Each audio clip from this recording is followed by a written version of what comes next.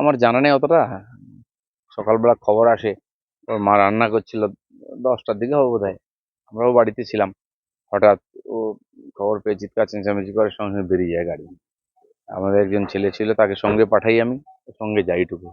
তারপরে গিয়ে দেখি সায়েন্সলেস, তারপরে হসপিটাল, ডেথ ওখান থেকে ঘোষণা করে। তারপরে বাকি যে সরকারি সিস্টেম আছে, পোস্টমর্টেম আদি হয়। এখন যতক্ষণ না পোস্টমর্টেম রিপোর্ট ডিসক্লোজ হচ্ছে বা আমাদের কাছে আসছে, তখন তো বোঝা যাচ্ছে না কি হয়েছে না হয়েছে।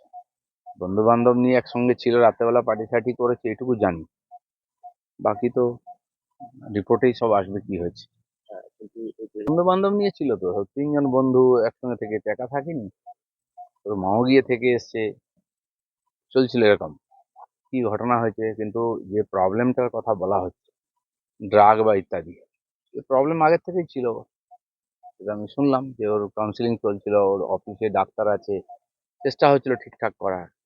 আর কি কারণ হতে পারে, হঠাৎই বা একদিন হয়ে গেল, কারণ একা তো ছিল না যেদিন হয়েছে, বাকিরাও ছিল সঙ্গে। কেন হলো কি হলো সেটা পুলিশ দেখি জিজ্ঞাসাবাদ করেছে। বাকি রিপোর্ট এলে বোঝা যাবে ঘটনাটা কি। একটা তরতাজা যুবক, সব দিক দিয়ে ফিট, সব ভালো। এখন কি চলছিল ভেতরে জানার সময়, আজকে যে আমরা দেখছি যুব সমাজের মধ্যে নেশার যে প্রভাব, তার এটা একটা নমুনা।